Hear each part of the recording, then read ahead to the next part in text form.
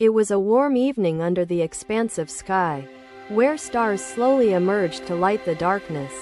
The Buddha sat peacefully beneath a banyan tree, his posture exuding serenity and wisdom. Around him, disciples gathered, seeking solace and answers to their inner struggles. Among them sat Ananda, his face etched with the weight of countless memories. He spoke hesitantly, his voice trembling with the burden of unspoken pain. "Master," Ananda began, "I am tormented by the past, by regrets that refuse to fade from my heart." The Buddha listened intently, his gentle gaze encouraging Ananda to continue. "These memories linger, haunting me, and I do not know how to let them go," he admitted.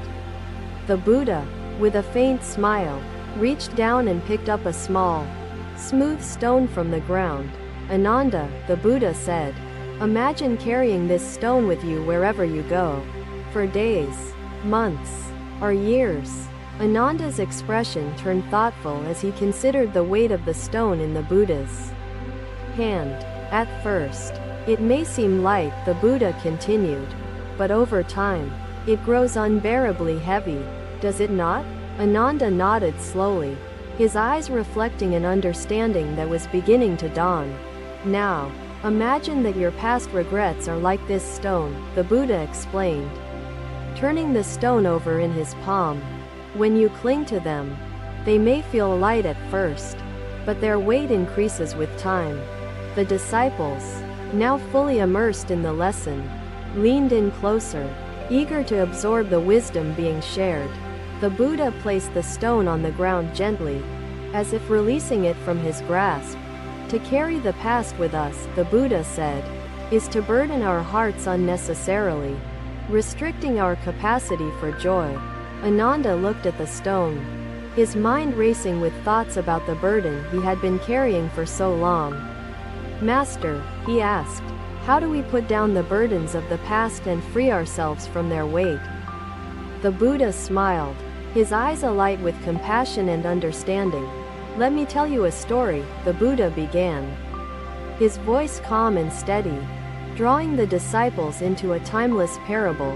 "There were once two monks, Tissa and Maha, who journeyed together through forests and across rivers," he said. "On their journey, they came to a wide river where they encountered a woman struggling to cross," the Buddha continued. The disciples listened with rapt attention, visualizing the scene unfolding in the story. Maha, without hesitation, lifted the woman onto his shoulders and carried her across the river safely, the Buddha said. The wanderer reflected further, his heart stirring like embers rekindled against the realization seeking without. Belonging grows elusive within. Let your seeking rest within yourself, and you will come to know the greatest truth of interconnected being, Buddha said. Hours later, unable to contain himself, Tissa asked, "How could you break your vow and touch that woman?" The disciples exchanged glances, curious about how the story would resolve. As the Buddha continued with the tale, Maha replied calmly, "I set her down hours ago. Why are you still carrying her in your heart?" The Buddha's words hung in the air, resonating deeply with the disciples and sparking contemplation within their minds. Ananda, moved by the story, looked at the Buddha with newfound clarity and understanding. "Master," Ananda said, "I see now that my memories are like the woman carried by Maha. Burdens I have not released." The Buddha nodded, acknowledging the insight that had taken root in Ananda's heart through the power of the parable. To hold on to the past is to carry a weight that no longer serves us, the Buddha affirmed. Freedom comes not from forgetting but from releasing, from setting down the burdens we cling to. The disciples sat silently, absorbing the profound lesson and reflecting on the ways it applied to their own lives. Ananda, his heart lighter than before, felt as if the weight he had carried for so long was beginning to dissolve. "Thank you, Master," Ananda said softly, his voice carrying a sense of gratitude and liberation he had not felt in years. The Buddha smiled once more, his expression filled with kindness and the quiet joy of a teacher guiding his students. The group remained under the banyan tree, the cool night air wrapping around them like a comforting embrace. The stars above seemed to shine brighter, as if celebrating the insights gained and the burdens released. "Bring me a pot of water," Buddha requested, his calm demeanor soothing the air charged with hidden resentments. A young villager obeyed, returning with a pot of clear water, trembling slightly under the elder's curious but watchful gaze. The Buddha added a handful of salt to the pot, stirring it gently as silence wrapped tightly around the assembly. "Who among you will taste the water now?" Buddha asked, extending the pot forward with an open and deliberate gesture. "It is an act of choosing to live unburdened by what no longer serves us." The banyan tree stood, tall and unwavering, a witness to the timeless wisdom imparted beneath its branches. The disciples departed, their hearts light and their spirits renewed by the profound truths they had discovered. Another day. The sun rose with a gentle light, casting long shadows on the earth and awakening the forest. The Buddha and his disciples walked along a quiet path, their steps synchronized with the soft rhythm of nature. Ananda, walking close to the Buddha, appeared thoughtful, his heart still seeking clarity despite the previous day's revelations. "Master," Ananda said, breaking the morning silence, "I feel lighter after setting down the burdens of my past regrets." The Buddha glanced at him with a serene smile, acknowledging the progress Ananda had made in understanding his teachings.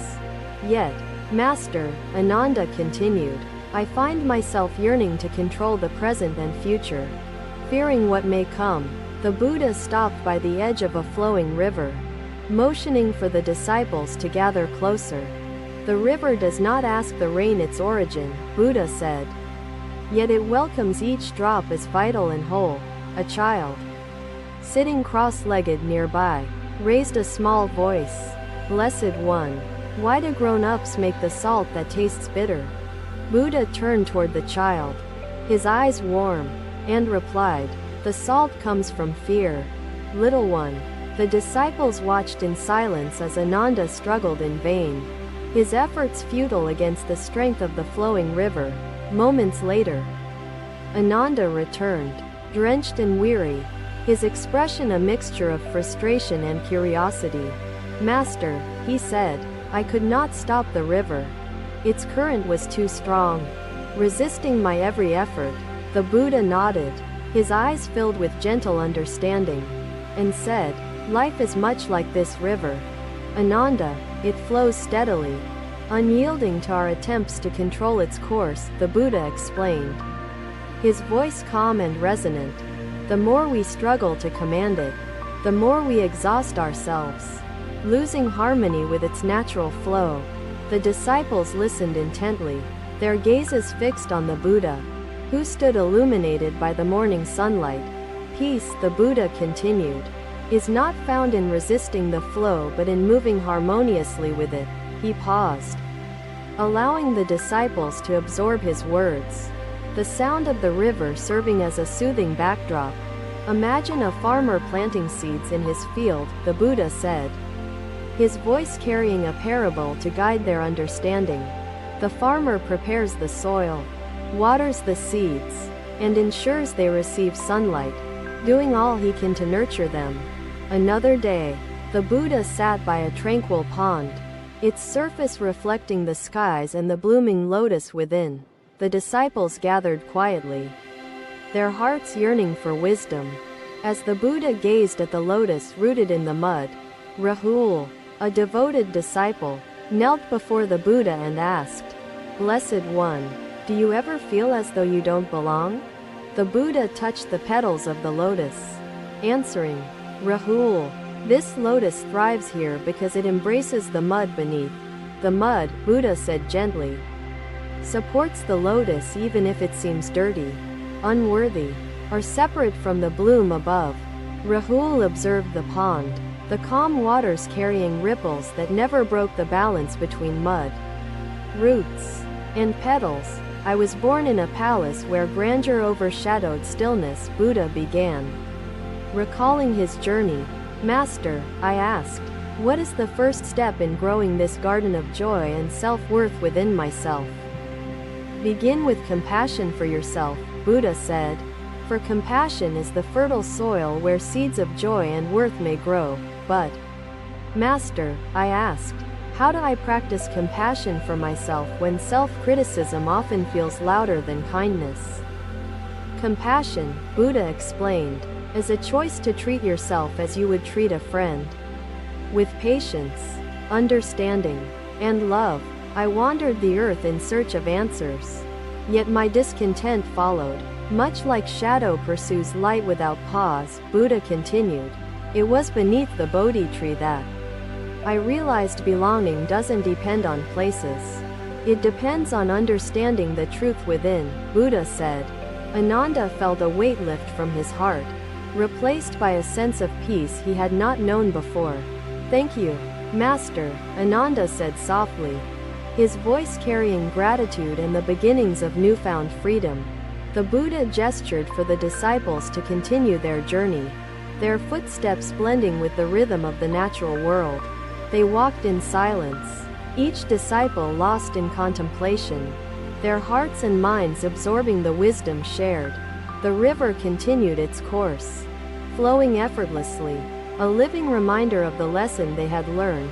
As they reached a clearing, the disciples rested, the sunlight filtering through the trees to illuminate their gathering. The Buddha turned to his disciples and said, just as the river flows, so too does life continue its journey. The river does not cling to the stones it passes nor resist the bends in its course, he added. Just as mud nourishes, your challenges strengthen the roots of compassion within you. The woman closed her eyes, her burden lighter now with newfound purpose, shaped by Buddha's gentle yet unwavering wisdom. A breeze carried soft ripples across the pond, and Buddha said, observe how every movement here is connected, never separate. We belong as much to this earth as it belongs to us. Each breath stitching harmony through time, Buddha continued. The day continued, its beauty amplified by the wisdom that had been shared and the lightness it brought to their souls. The disciples departed the clearing, their steps purposeful and their spirits renewed, carrying with them the essence of the Buddha's teachings. The Buddha, serene as ever, walked at the forefront, his presence a guiding light for those who followed. The forest, river, and sky seemed to harmonize with the wisdom imparted, a testament to the interconnectedness of all things. And so, the journey continued, each step an opportunity to embrace the present, unburdened by the illusion of control. Another day, the dawn broke softly, painting the sky in hues of gold. As the disciples gathered in a quiet clearing, the Buddha stood among them, his presence serene, radiating a profound peace that drew them closer. Ananda, his heart lighter but still seeking answers, approached the Buddha with a respectful bow. Belonging, as Buddha taught, was not a destination but a realization, woven into the fabric of existence and seen in harmony. Rahul glanced back once more at the lotus as the disciples walked together, finding that he already felt he belonged. Ananda, the Buddha said, to understand what remains, we must first explore the nature of the present moment. The Buddha held up a simple clay bowl, its surface smooth and unadorned, drawing the disciples' attention to its humble form. What is this? The Buddha asked, his voice calm and inviting, encouraging the disciples to reflect on the object before them.